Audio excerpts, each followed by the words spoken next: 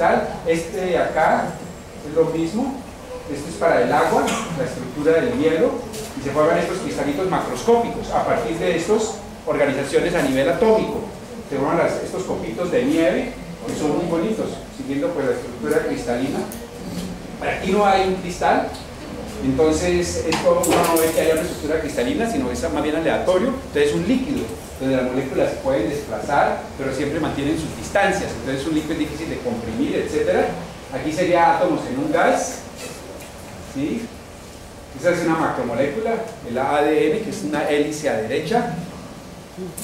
En biología, descubierta en la estructura del ADN como la molécula de la vida, fue descubierta en 1953 por James Watson y Francis Crick. El avance más importante de biología en el siglo XX, siglo en el cual la biología pasó a ser ciencia, como la química ya lo había logrado en el siglo, parte del XVIII con Lavoisier, y en el XIX se consolidó como una ciencia, y adoptando el método científico rigurosamente. La biología en los siglos anteriores, pues sí, hubo mucho avance, pero más que todo de clasificación, de taxonomía, pero ya investigando en experimentos controlados las moléculas de la vida, las moléculas de la herencia, que era la gran incógnita, los tipos de vida que existen a nivel molecular, los virus, las bacterias, etcétera. Todo eso es del siglo XX. Claro que primero tuvo el gran soporte del desarrollo de la química orgánica en el siglo XIX, donde lograron las primeras síntesis de grandes macromoléculas, que fue un avance tremendo, que por mucho tiempo se pensó que solamente los seres vivos podían sintetizar moléculas macroscópicas o macromoléculas orgánicas, que eso era un producto de los seres vivos, pero luego se vio que también se podían sintetizar en laboratorio con el progreso de la ciencia. Y aquí en la biología, esto ocurre en 1953, y también se utilizó rayos X para llegar al conocimiento de la molécula de la herencia y de la vida, que es el ADN, el ácido desoxirribonucleico. Se logró de esa manera, o sea, una contribución muy fuerte de la física. Uno de los descubridores de ellos precisamente era físico de pregrado, era Francis Crick. James Watson sí venía de la biología. Ambos pues muy jóvenes. James Watson todavía vive, todavía hace poco, hace como 6 meses, salió un artículo de página entera del periódico El Tiempo. Aquí el microscopio electrónico, que utiliza ondas electrónicas para poder ver más pequeño, porque como hemos dicho, uno puede ver cosas tan pequeñas como le permite la longitud de onda que está utilizando. Por ejemplo, si es de la luz, del visible, pues es bien pequeñita, es microscópica, pero es una fracción de micra, una fracción de micra, y es hasta ahí, hasta donde puede ver. Pero más allá, por eso decía, los átomos son invisibles. Cuando se inventó el microscopio electrónico en 1931, eso permitió ver objetos vivos más pequeños, como los virus, como estos que vemos acá, en este aparato, estos de acá, entrando con el microscopio electrónico. Y ahí las ondas electrónicas pues ya no están directas, porque ya no van al ojo, obviamente, pero sí van a una pantalla, es decir, son procesadas, detectadas, y la información se envía a una pantalla de computador que le hace un gráfico. Exacto, un gráfico con colores, si se quiere, con sombra, etcétera, y le muestra qué es lo que se está detectando. O sea, esto ha sido procesado, no es directo, porque esto viene de ondas electrónicas, que son ondas cuánticas, de la dualidad onda-partícula, de los electrones, que esa onda pues decrece a medida que aumenta la energía del electrón, la longitud de onda se hace más pequeña, y es más pequeño lo que se puede ver. Pero llega un momento en que la longitud de onda del electrón es tan poderosa que cosas más pequeñas no se van a ver, porque simplemente las destruye por la cantidad de energía que deposita el electrón. Entonces tiene sus limitaciones, se debe recurrir a otros medios para ver más pequeños, pero a veces hay limitaciones naturales, y ver el interior de un átomo sí ha sido totalmente imposible. Es decir, se puede estudiar el átomo en el interior, pero una vez que se estudió, el átomo quedó destrozado, o sea, se daña el objeto que se va a estudiar, ¿no? Como decíamos anoche, el termómetro es útil porque es chiquitico y lo ponen a uno y le miden la temperatura sin irle a causar un escalofrío o una neumonía. Pero si el termómetro, aunque le van a medir la temperatura a uno, tuviese que ser algo macroscópico, que está a una temperatura por debajo de la de uno y se lo ponen en contacto, no, pues no solamente le mide la temperatura, sino que lo mata a uno, entonces no serviría. Es un ejemplo en el hecho de observar con longitudes de onda, que en el caso de los átomos sí, podemos saber mucho de de dónde estaba el electrón, en qué posición respecto al núcleo del átomo. Pero una vez que se supo, el electrón salió a perderse. Fue observado y en la observación recibió un fotón de tal energía que lo sacó totalmente del átomo y el átomo quedó ionizado. O sea, lo que se midió, eso que se observó ya no existe. Ese es el problema fundamental de la cuántica, donde el objeto, el observador pasa a formar parte de lo que se observa de una manera entrelazada, y es imposible decir de que observó así objetivamente, ¿no? Allá lo que observo, como yo mirando el asiento, que lo observo perfectamente como es y no le hago nada, sino que a nivel atómico, al observar, uno se mete y realmente destroza lo que está observando necesariamente. Entonces vamos a hablar más ahorita. Sí, dígame. Tengo una duda, yo me salgo y tengo un poquito, pero es sobre la bomba atómica. ¿Cuál es la diferencia entre la bomba atómica y las bombas nucleares? Pues porque usted hablaba de la composición del átomo, entonces uno dice bomba atómica, pues los átomos, tienen que pasar algo con los átomos. Sí. Y también hablaba del núcleo del átomo. Sí. Del núcleo, entonces yo me imagino la bomba nuclear. Sí. No, realmente. Está basada en el... Sí, hay una confusión de palabras por lo siguiente. Porque la bomba, cuando se dice la bomba atómica, sí, realmente se está hablando de una bomba nuclear. Realmente, siendo muy pegado a la palabra, muy apegados a la palabra, una bomba atómica sería dinamita, donde la energía que sale de una explosión de dinamita es de reacciones químicas, del trinitrotolueno, y que desprende gran cantidad de energía. Claro que cada reacción desprende típicamente un electronvoltio a nivel atómico. Por cada reacción entre moléculas es un electronvoltio. Ahora tenemos un número de Avogadro en una mol, es una explosión tremenda. Sabemos el daño que hace una explosión de 1 kilo de dinamita, pero es apenas un electronvoltio. Pero a medida que la cosa se hace más chiquita, algo relacionado con lo que estamos diciendo acá, las energías crecen. Las energías crecen. Cuando uno habla de niveles de energía nuclear, ya no habla como niveles de energía de los electrones en el átomo, que es electronvoltios, sino pasa a hablar de megaelectronvoltios, o sea, de 1.000.000 de electronvoltios. Una de las fuerzas fundamentales. Una de las fuerzas fundamentales, la teoría de la fuerza nuclear. Y entonces, cuando se hace una reacción nuclear, por cada reacción de parte de núcleos se va a liberar 1.000.000 de electronvoltios. Cuando la humanidad aprendió a liberar esa energía, que lo hizo de manera explosiva, pues ya sabemos las consecuencias de lo que pasó, ¿no? Que era 1.000.000 de electronvoltios por cada reacción. O sea, y en otras palabras, para dar una idea, uno como enciende una dinamita en las películas de vaquero, cogen un fósforo y la mecha y ¡pum! La explosión, o sea, explotó dinamita. Ustedes sabemos de que la mecha para encender la explosión nuclear, la mecha es una carga de dinamita. O sea, la carga de dinamita se utiliza para iniciar el proceso de explosión nuclear. Sirve, o sea, 1 kilo de dinamita sirve de mecha, es la mecha. Esa es. Ahora, ahí no paró la cosa, porque vinieron después, rapidito vinieron las armas termonucleares. Las atómicas de la Segunda Guerra Mundial era fisión de uranio. Pero resulta de que hay otra forma que los científicos sabían, que es como el Sol saca su energía, que es tremenda, porque la cantidad de energía que viene del Sol pues es enorme. Nomás uno, imaginen el Sol lo lejos que está, 150 millones de kilómetros lejos que está el Sol.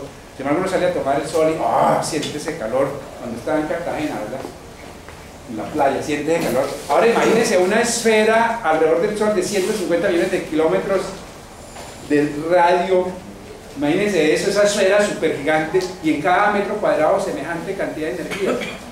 Bien, el Sol está produciendo esa energía por fusión nuclear, no es por fisión de núcleos pesados que casi no existen en el Sol, sino por fusión de átomos de hidrógeno para formar finalmente helio. Y ahí el desprendimiento de energía es superior al que se desprende por fisión de núcleo de uranio. Es de varios megaelectronvoltios. Entonces la idea que le ocurrió a los científicos que andan muy preocupados, y sobre todo con el problema con la Unión Soviética, de que si no lo hacemos nosotros, lo hacen los soviéticos, y esa bomba de fusión nuclear es así, va a ser peor que la otra. Pues de hecho, cuando se explota una bomba que la llaman H, termonuclear, de fusión, cuando explota una bomba H, es como el nombre más común, ¿no? O termonuclear, primero hay que hacer explotar una bomba atómica de fisión, es la mecha.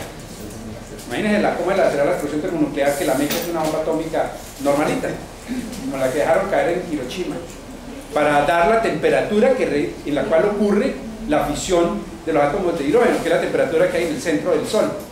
Y la temperatura del centro del Sol sabemos muy bien que es de 10 millones de grados centígrados. Ustedes van a preguntar, y bueno, ¿y quién fue al centro del Sol a medir la temperatura? ¿Quién ha ido allá? Pero sabemos. Ustedes saben que la humanidad sabe más del Sol y del centro del Sol que de la Tierra. Sabemos más de lo que ocurre en el centro del Sol que lo que ocurre en el centro de la Tierra. Increíble, ¿no?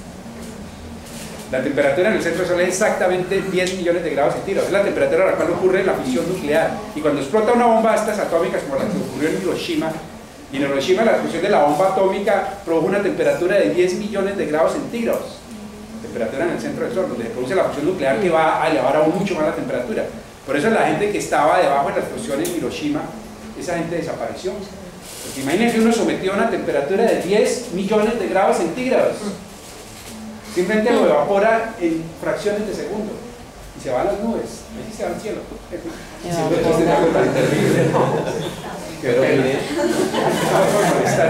Pero esa sí lo manda al cielo de uno, porque lo evapora.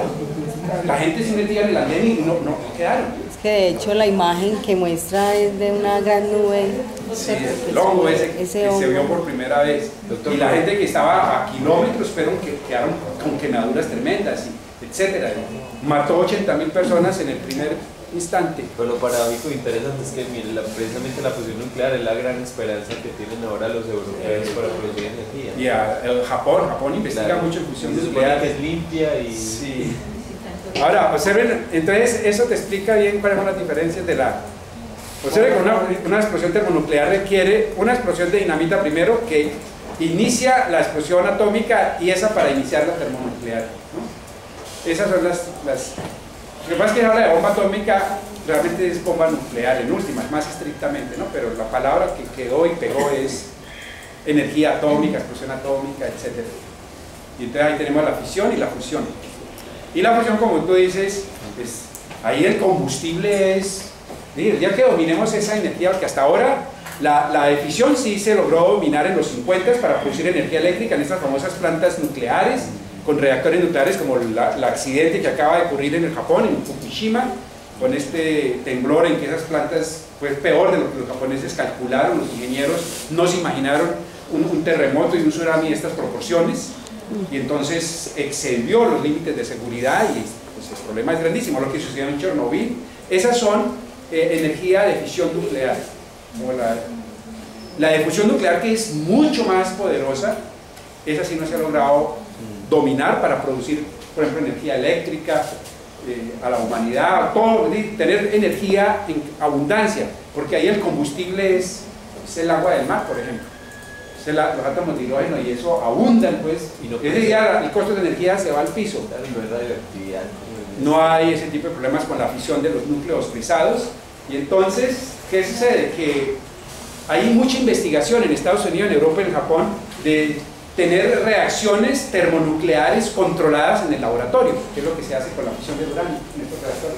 Pero no así, a pesar de que la investigación ha sido súper intensa y son proyectos científicos que le han dedicado miles de millones de dólares, se ha logrado tener temperaturas parecidas, de millones de grados centígrados brevemente y alguna fusión, pero pronto se sale de control. No se puede, la sustancia que se va a fusionar pues no se puede colocar en un contenedor común y corriente como se hace, ni siquiera de concreto, porque a una temperatura de esas no hay materia que resista. Entonces se hace con campos electromagnéticos, que se habla de confinamiento magnético de plasmas. O sea que el recipiente es un campo magnético que confina un plasma que va a estar a esas temperaturas súper enormes. Entonces es un problema para el futuro. De pronto vamos a terminar como con la segunda ley de la termodinámica, que un día un científico haga un descubrimiento ahí y la respuesta sea por ley física, ley de la naturaleza, no se puede. Puede que ocurra, ¿no? Cuando Carnot dijo simplemente es una ley de la naturaleza, no se puede superar esta eficiencia, no lo traten más, ¿no es cierto? Pero es una incógnita y es algo muy grande, ¿no? Como lo de los campos magnéticos, supermagnetismo, superconductividad, son toda una cantidad de proyectos hacia el futuro de mucha tecnología, de mucha investigación. Y realmente, pues sí, la humanidad investiga bastante. Nosotros tenemos que comenzar a investigar porque hay muchas cosas novedosas, nuevas, fresquitas. no tenemos que arrancar de cero, empezando por donde todos pasaron, sino saltar al tren de una manera que podamos estar atacando problemas que son de actualidad. Por ejemplo, los hindúes están siendo muy inteligentes. Yo creo que nosotros deberíamos copiar a los hindúes, que se dieron cuenta de que el futuro es de los computadores, de la información, y ellos saltaron directamente a la informática, a producir software para computadores, programas y todas esas cosas, y ahora son grandes clientes de los Estados Unidos, y también con cantidad de servicios así de alta tecnología. Eso no tiene uno que arrancar con produciendo aviones o cosas por el estilo, o barcos o trenes, ¿no? Sino saltar y que es increíble, fíjense, esas tecnologías que nadie se espera, en qué proporción hoy en día la economía de los Estados Unidos se alimenta de lo que vienen los computadores. Felices los gringos le dejan a los japoneses, que fueron vencidos por los americanos en la Segunda Guerra Mundial, que dominen el mercado de las cámaras fotográficas, de los transistores, encárguense de esas cosas, que ellos van por el lado de los computadores, y la empresa más poderosa del mundo, el hombre más rico del mundo es alguien que nació de los computadores, ¿no? Y que los niños dicen, yo quiero ser como Bill Gates, ¿no? Cuando sea grande. Es algo novedoso, súper nuevo, ¿no es cierto? Nosotros deberíamos tener esa imaginación de saltar hacia allá, dar ese salto, pero para eso se requiere investigación, educar bien a los jóvenes, motivarlos, ¿no? Tengan inquietudes, y que la educación es el desarrollo de un país realmente, ese es el futuro. Por eso se habla de la edad del conocimiento, y que no esté en esa jugada. Fíjense que Estados Unidos dejó de ser el principal productor de automóviles en el mundo, y por eso no dejó de ser la principal economía, todos lo tenían bastante calculado.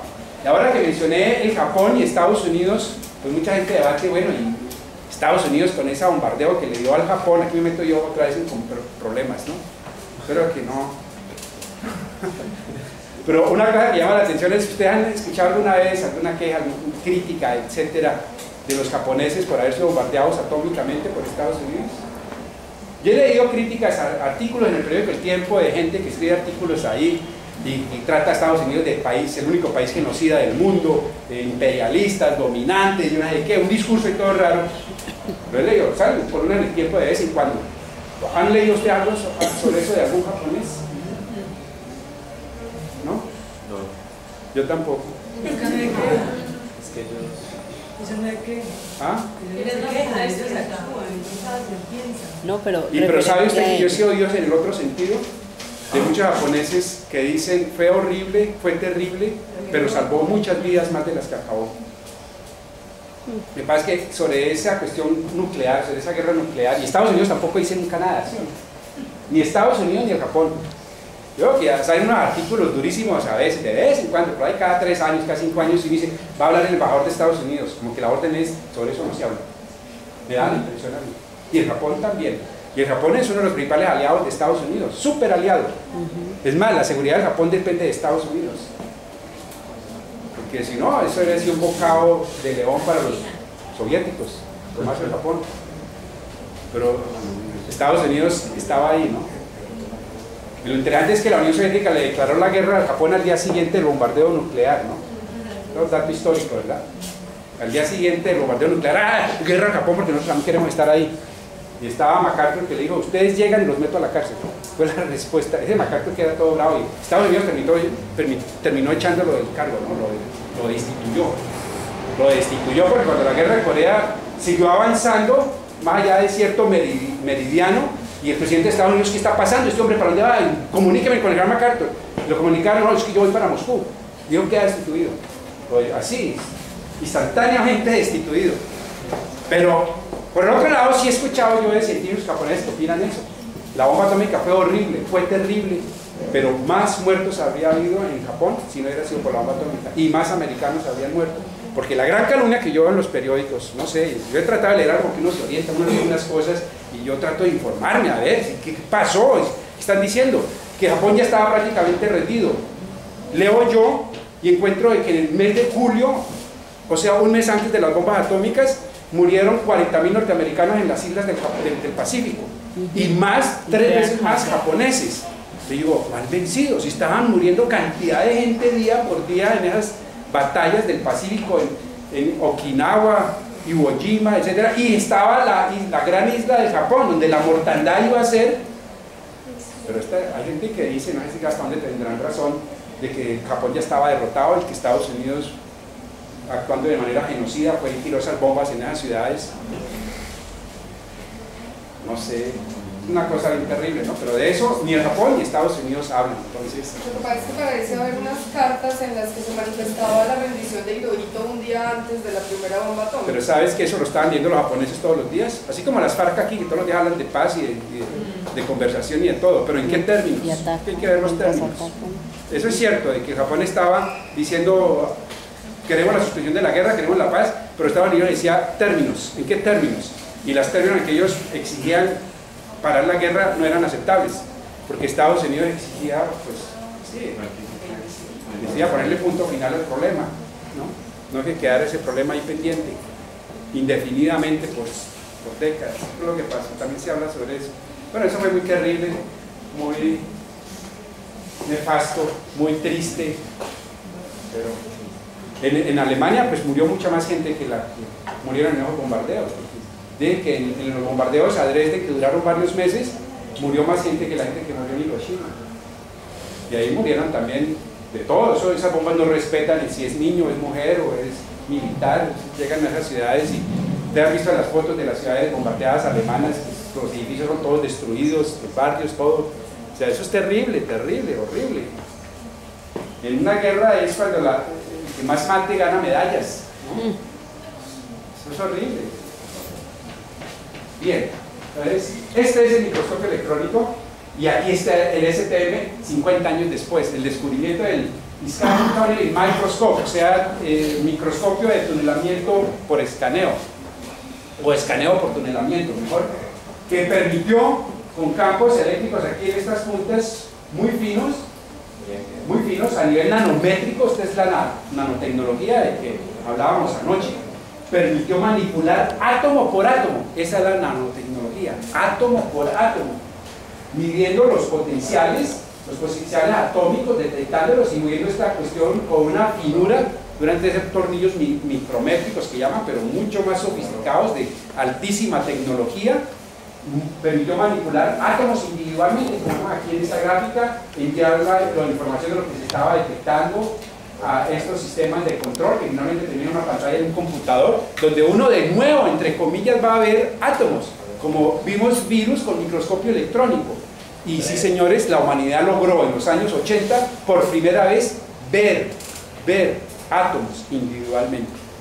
Entonces, ¿sí sabían que ya hemos visto átomos uno por uno? ¿Los quieren ver? Realmente no les va a gustar mucho, pero aquí están. Estos son átomos, uno por uno. Se construyeron, se llama corrales, de esta forma, donde cada cosita de esta es un átomo. Ahora sí, por eso no parece un átomo. Son los campos eléctricos o electrostáticos que produce cada átomo cuando es deformado por esa punta finísima del microscopio de tunelamiento. Entonces se le acerca el átomo y siente el potencial, y entonces esa es la información que envía al computador, y se mueve la goma un poquito y entonces baja el potencial y clic y ya salió ese átomo, y luego se aproxima al siguiente átomo y ahí van quedando, y se sabe que son átomos porque las distancias que está midiendo la aguja son fracciones de nanómetros, o sea que son realmente las dimensiones atómicas, y se están manipulando uno a uno, produciendo diferentes tipos, se llama corrales atómicos.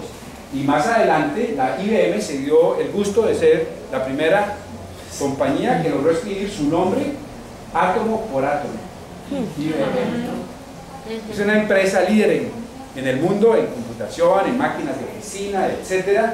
El IBM, esas empresas en Estados Unidos, me llamó la atención a mí allá, que algunos compañeros míos de clase, uno de ellos, muy amigo, se fue a trabajar a la IBM. Una vez que sacó su PhD en física y se fue a trabajar a la planta científica de IBM. Resulta que esas empresas allá grandes, además de la planta técnica, administrativa, profesional, ingenieros, etcétera, tienen la planta científica, donde llega la gente con estudios más avanzados y es a producir cosas nuevas.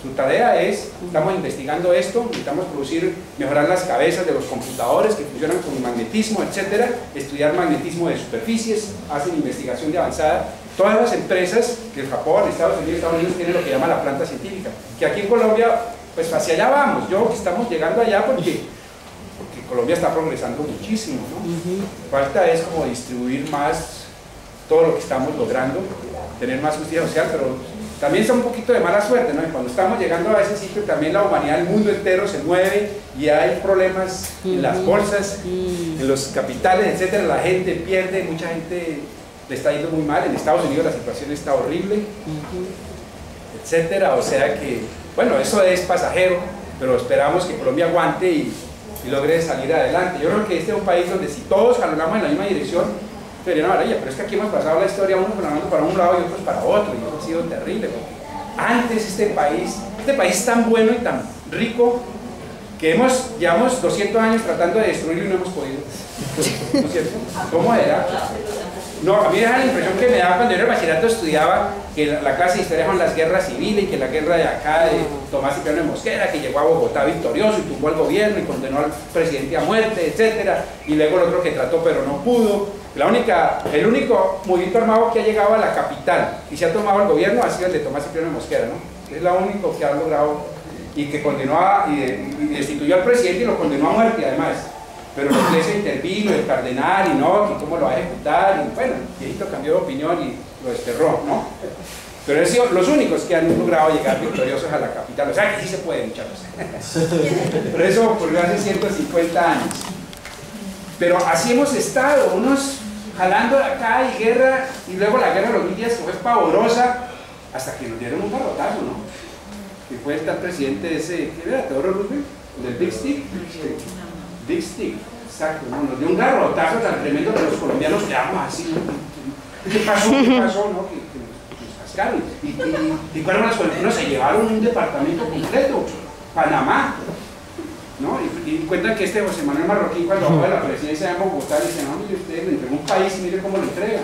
Digo, ¿qué le parece malo? Me dieron una república y entrego 2. Fue lo que digo, tenía su humor, ¿no? El humor colombiano que no falla, que nos permite seguir viviendo y todo, ¿no? Pero saben ustedes que después vino una época de paz. Ese fue un tanganazo que nos puso a trabajar juiciosos. No, la cosa es en serio, este país se va a acabar, mire lo que pasó. Nos duró como 40 años, 45 años nada más, ¿no? Pero lo que progresó Colombia en los 45 años, recuerden que llegamos al siglo XX con las arcas del Tesoro Nacional en ruinas. No había nada ahorrado sino deudas, o sea, negativo. Empezamos el siglo XX ¿cómo se dice? Con déficit. Así empezamos, con déficit. Y comenzó Colombia a progresar, se organizaron las cuentas, se fundó el Banco de la República, se organizó el gobierno, hubo gran progreso. Medellín se volvió un emporio empresarial, contribuyó bastante al desarrollo de nuestro país, etcétera. La gente volvió a los campos a sembrar. El progreso se sintió inmediatamente. O sea, este es un país que tiene potencial. Pero cuando ya estábamos bastante bien, ya trae la política, ¿no? Guerra y la violencia y todas estas cosas. Les dieron por matar allá a Gaitán en Bogotá. Ese fue un error grandísimo, ¿no? ¿Para qué querían matar a ese viejito? Ahora lo dejaban gobernar, ¿no? Que le tenían miedo, ¿qué importa? Pues ahí, pero no, lo mataron, bueno, eso se volvió un problema, apareció todo, etcétera, bueno, ha sido terrible, pero como que hubo un momento en que paramos y con la pesar de la violencia y todas esas cosas, del año 60 para acá, yo noto que ha habido un progreso continuo, constante, ¿no? Y buenos gobiernos, a pesar de que no son perfectos, pero es lo que producimos nosotros, porque uno dice, no, es que bueno, es lo que producimos nosotros, nuestro pueblo, nuestra gente, y yo creo que el progreso ha sido enorme. Lo veo yo en la academia. Yo sí noto mucha diferencia académicamente, ya le he contado, ¿no? El progreso ha sido enorme y se sigue sintiendo. Esta cuestión no va para allá, parece que ya estamos pasando el punto crítico donde esto no lo para nadie. Esto ya, Colombia sigue hacia allá. Necesitamos es más apoyo, inversión y creer en nosotros mismos. Creo que eso es fundamental, ¿no? Creer en nosotros mismos. Esta es la gente que inventó el STM. Gerd Wiener y Heinrich Schroeder ganaron el premio Nobel en el 86 y aprovecharon para dar el premio Nobel que estaba en deuda al viejito que inventó el microscopio electrónico, el Schuster. Este inventó el microscopio electrónico en el 31 y le dieron el premio Nobel en el 86, el premio Nobel más demorado de todos, o sea, 55 años. Mientras que esto lo recibieron a los 5 años porque su trabajo fue del 81. Aquí yo cito bastante el premio Nobel en física porque hay una diferencia del premio Nobel en física con los otros premios Nobel. Por ejemplo, el de la paz y de la literatura está bastante politizado. La gente se sabe, ¿no? Eso lo sabe todo el mundo.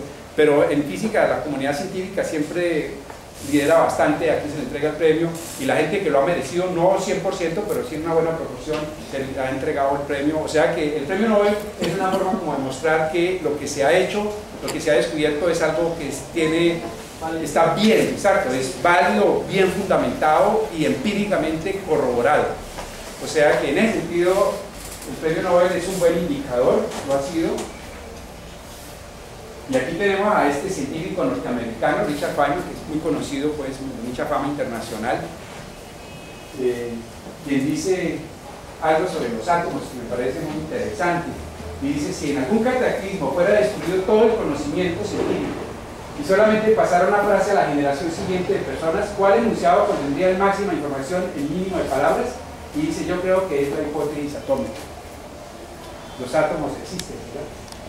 Que todas las cosas están formadas por átomos, pequeñas partículas que se mueven con movimiento perpetuo, atrayéndose unas a otras cuando están separadas por una pequeña distancia, pero repeliéndose cuando se trata de apretar una contra otra.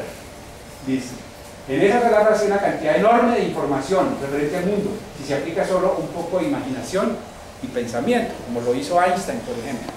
Me parece que es bien interesante, y esto que él tiene acá, porque es uno de los líderes, él murió en el año 88 de cáncer, pero también estaba liderando el desarrollo de máquinas del tamaño de los nanómetros, o sea, lo que hoy en día se investiga, producir la máquina más pequeña, ¿no? La máquina más pequeña posible, es un área que motiva bastante, pero esto de los átomos, estos no son los átomos de los griegos, hace rato que ya vimos que no son, porque terminaron siendo tremendamente divisibles, no solamente le despojamos al átomo de electrones y desnudamos el núcleo, sino que además también ya aprendimos a partir el núcleo, como comentábamos hace un ratico, ¿no? Con cantidad de consecuencias para la humanidad, no solamente bélica, sino también para energía, producción de energía eléctrica para la paz, energía para cantidad de propósitos, se sigue investigando la fusión nuclear. O sea, esos átomos no son los átomos que dijeron los griegos. ¿Será que esos átomos, pues no son estos, pero sí será que existen? No, se siguió buscando, que era obviamente investigar las partes del átomo. Pero eso ocurrió precisamente en la misma época en que los átomos se estaban imponiendo. O sea, llegaron y se impusieron los átomos y al día siguiente ya no eran átomos. Entonces eso es como cuando uno logra descubrir algo para que digan: sí, muy bonito, pero eso no era. Porque vinieron las grandes sorpresas, ¿no? Haciendo un balance de la teoría atómica de los griegos a la contemporánea, ¿qué queda? Yo creo que las ideas básicas de los griegos siguen siendo válidas. De que lo que decía Demócrito, partículas indivisibles que no tienen estructura interna, se piensa que eso debe existir. Se cree que se ha llegado, pero hay dudas de que hayamos llegado finalmente, como lo vamos a ver ahora, ¿sí? Hay otros científicos que creen que no, que es una división al infinitum, que esta cosa sigue, que es un universo, que lo microscópico resulta ser un universo tan rico y estructurado como el macrocosmos también. Son dos universos, y que parece que los dos universos finalmente se encuentran, ¿no? Como la serpiente que se come la cola en algunas gráficas, que ilustra muy bien eso, ¿no? Porque hoy en día el macroscopio se entiende es a través de las partículas elementales. Es un gran debate científico, y lo que está quedando claro es que esto es un juego que va a seguir, ya no solamente por siglos, sino por milenios, que es algo supremamente complejo, complicado, de una sofisticación científica y matemática inimaginable. Pero eso es lo bonito, también lo lindo, ¿no? Que queda trabajo para las generaciones que siguen, para nuestros niños, y más adelante los hijos de los hijos de los hijos, etcétera.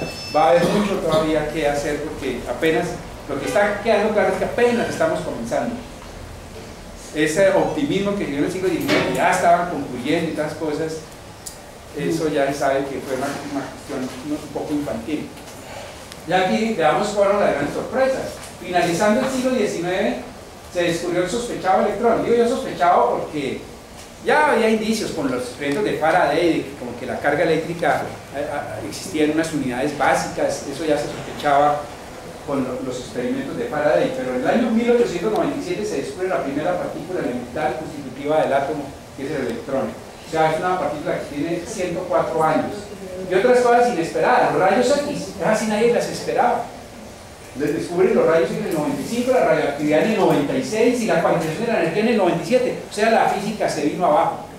Hace 110 años la gente estaba, pero bueno, ¿esto qué es? Estaban ocurriendo cantidad de cosas que no entendemos, o sea, pensamos que estábamos ya entendiéndolo todo, que terminando y ocurre una cantidad de cosas que ni idea.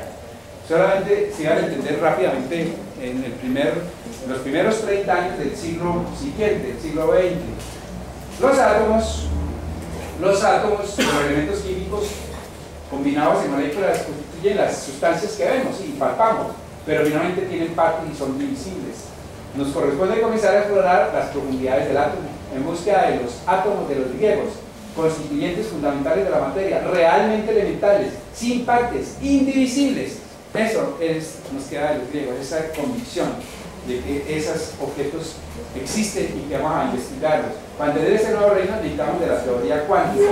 Entonces, viene aquí el experimento de los rayos X que lo realiza Röntgen, y aquí tenemos la radiografía. Cuando él descubre los rayos X, toma la primera radiografía, es la mano de la esposa, la colocó de experimentación, digo, venga, mijita, ponga aquí la mano, ¡prá! Un rayo X, ¿no?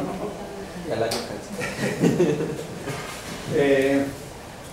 Röntgen, cuando hizo ese descubrimiento, dice que se encerró un mes completo y no quería salir de su laboratorio porque se dio cuenta que se trataba de algo nuevo, de una radiación nueva, y que él primero quería investigar todo lo que pudiera antes de publicar para adelantársele a mucha gente. Si salía al día siguiente diciendo eureka, eureka, eureka, pues seguramente muchas cosas las iban a descubrir otro. Entonces él se encerró, se dicen que se encerró literalmente en el laboratorio. La esposa le llevaba la comida ya al laboratorio, así como Cavendish que hablábamos anoche. En una de esas visitas le hizo esa maldad, ¿no? Y digo, miren, mira, que podemos ver el interior del cuerpo humano sin necesidad de abrir, sin necesidad de cortar. Esto va a tener un impacto en la medicina tremendo, y efectivamente el impacto en la medicina fue inmediato, tan grande que apenas comenzaron los premios Nobel, que por el testamento de Nobel se comenzarían a entregar a partir del primer año del siglo XX, en 1901. Wilhelm Röntgen fue el primero en recibir el premio Nobel de física, habiendo muchos otros candidatos con realizaciones anteriores, pero esto fue un impacto tal en la ciencia misma y en la tecnología y en la salud, porque permitió, como hemos dicho, que ya los médicos podían diagnosticar sin necesidad de abrir piernas para ver cómo están los huesos, sino que podían hacerlo externamente. Y se dice que bueno, fue una gran incógnita, porque él lo llamó X, queriendo decir la famosa incógnita del álgebra. ¿Qué es? ¿No? ¿Quién es esa variable o esa incógnita, esa radiación? ¿Qué es? Entonces lo llamó X. Pero en 1912 Max von Laue estableció que los rayos X son radiación electromagnética de alta frecuencia, de altísima frecuencia. Las ondas electromagnéticas que predijo Maxwell en su síntesis electromagnética, pero en una frecuencia altísima, que permite interactuar con la materia y producir difracción, y aquí quedó claro que eran ondas por este fenómeno de difracción, pero también corpúsculos, porque ya estaban los corpúsculos de Einstein, que no estaban totalmente aceptados por la comunidad científica, pero algunos científicos aceptaban que había algo típico ahí discreto en la radiación, y entonces eran fotones tremendamente energéticos, con la energía que les dio Einstein de HF, la constante de Planck por la frecuencia. Entonces esos fotones tenían esa dualidad onda-materia. Aquí está el aspecto ondulatorio de la radiación, esa dualidad que es lo misterioso de la teoría cuántica. Y Max von Laue recibe el premio Nobel en el 14. O sea, va a haber muchos premios Nobel por los rayos X, que permite investigar la materia. Por ejemplo, ya vimos el ADN, la estructura del ADN en biología se descubrió a través de bombardear con rayos X, iluminar con rayos X sustancias orgánicas, células, núcleos de células, y ahí se descubrió la estructura del ADN, la molécula de la vida. O sea que los rayos X han permitido pues muchos avances en diferentes ciencias y en la tecnología, en la ingeniería, en la medicina. O sea, es un descubrimiento realmente notable. Algo interesante es que esta radiación la descubrió Röntgen analizando rayos catódicos, que son rayos de electrones que al chocar producían fluorescencia. Entonces quiso investigar eso cuando vio que tenía unas placas con las cuales iba a investigar, y había unas sustancias también ahí al lado que fluorescían cuando él tenía esos choques de átomos de electrones contra las pantallas del tubo de rayos catódicos. Entonces le llamó la atención y se dio cuenta de que las placas fotográficas estaban reveladas. Se dice que un científico, Cruz, en Inglaterra, observó lo mismo, pero él sí, a diferencia de Röntgen, no se encerró a analizar, a investigar, sino que cogió sus placas fotográficas y se fue donde el proveedor y se puso a pelear con él porque le entregaba placas malas. Observen ustedes que muchas veces hay descubrimientos científicos y solamente favorece el descubrimiento a la mente preparada. O sea, el que dice aquí hay algo raro, aquí hay algo nuevo, lo voy a estudiar. Y es el descubridor. Este otro inglés después fue quien decir, yo observé eso antes, pero no me di cuenta que era algo nuevo, no lo identifiqué y lo que hizo fue, como he dicho, irse a discutir con el proveedor porque no le entregaba unas placas buenas, etcétera, ¿no? Le entregaban cosas reveladas, cosas manchadas, etcétera.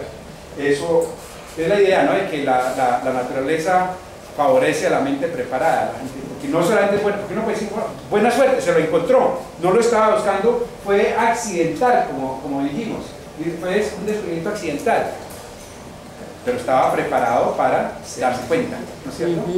En ese sentido. Serendipia que llamo. ¿Perdón? Exactamente, en inglés, ¿no? Serendipity. Serendipity, pero en español no hay una palabra para... Serendipia. Serendipia. Serendipia. Eso lo sacaron del inglés. Sí, lo sacaron del inglés, pero ¿Pero cuál es la palabra? Serendipity en inglés y serendipia, que es una palabra que significa llegar a algo nuevo, a un gran descubrimiento sin estarlo buscando, sino en el camino de pronto ocurre. Entonces, serendipia. Sí. Pero yo creo que si uno busca en los diccionarios no lo va a encontrar la palabra, yo no lo he encontrado todavía. Es una palabra muy nueva, muy reciente, aceptada por la academia seguramente. Eso es algo interesante, ¿no? De que uno busca en el internet, ahí encuentra todo rápido, ¿verdad? Pero si busca en los libros de papel, todavía no está. Pero por eso es que dicen que la era del papel está pasando. Eso es un avance de tecnología interesantísimo, ¿no? Y luego, eso en el 95, y al año siguiente viene el descubrimiento de Henri Becquerel, que descubre la radioactividad, y Pierre y María Curie primero se da cuenta que es algo muy novedoso, muy interesante, y tiene la corazonada y el cabezazo de ponerse a trabajar inmediatamente con Becquerel, con este señor. Lo hizo Marie Curie, y Pierre, el marido, que también era un físico reconocido, porque María, pues ella era polaca y fue a hacer un posgrado a París, y allá tuvo como profesor a Pierre Curie, y el profesor se enamoró de la luna porque era muy bonita, y toda la cosa, y ella regresó a Polonia y el profesor le escribió cartas y le dijo, no, regrésese, ¿no? Y ella regresó a trabajar, y Pierre era conocido por la temperatura de Curie, por ejemplo. La temperatura de Curie, que es la temperatura a la cual, al calentar un imán, este pierde su magnetismo. Es una transición de fase, de la fase ferromagnética a la paramagnética. Esa temperatura lleva el nombre de este científico que ha hecho ese descubrimiento antes de conocer a María. Pero María una vez que llegó dijo, no, este es el camino. Pierre al comienzo pues un poco reacio, muy interesante, y luego se cuenta que la esposa tenía razón y él también se le pegó. O sea, María se le pegó a Becquerel y Pierre se le pegó a María. Y ambos, los tres, fueron a ganar el premio Nobel de 1903 por estudiar la radioactividad, ese nuevo fenómeno. Después María Curie, ella sola en el 11, porque el esposo murió en 1906, atropellado por una carroza de caballos. Ella sola siguió investigando y llegó al descubrimiento al premio Nobel de Química. De manera que es la único científico que ha ganado el premio Nobel de Física y además el premio Nobel de Química. Y eso lo hizo por el descubrimiento del polonio y del radio. El polonio es el elemento transuránico, el primero de los transuránicos, y le dio el nombre de polonio por su patria, ¿no? Por su país, por Polonia. Y el radio, que lo descubrió María Curie trabajando día y noche, porque era extraer miligramos, como de una tonelada de esplenda, ¿no? O sea, un material rico en uranio. Logró llegar a esa sustancia que es como 1.000.000 de veces más radioactiva que un uranio, pero ocurre en cantidades ínfimas en la naturaleza. Ese descubrimiento pues lo llevaron a obtener el premio Nobel de Química en el 11. Y a morirse también, porque en esa época, aquí algo interesante, cuando el experimento de los rayos X aparecieron en la industria y todas las cosas, que venga, rocíese con rayos X, y la gente iba y se metía en cámaras y a recibir baños de rayos X, que supuestamente lo purificaba. Obviamente, cuando la gente comenzó a enfermarse, cáncer de la piel y salían quemados, eso lo suspendieron inmediatamente porque es una radiación mortal. Y María Curie, cuando la radioactividad, que ella fue el líder en eso, dicen que ella se iba a dar clase con material radioactivo en los bolsillos de las batas estas de laboratorio. pues por supuesto que murió radioactivizada, ¿no? Tremendamente. Y así le pasó a mucha gente de esa época con ese descubrimiento. Aquí está la radioactividad. ¿De qué consiste? Bueno, llegó la campana, el timbre, ¿no? Ring, ring, ring. Entonces, descanso. Por fin pueden irse al recreo. Descansar un ratico, ¿verdad? Porque siempre descansa uno. Muy interesante. Nos lleva siempre a las preguntas que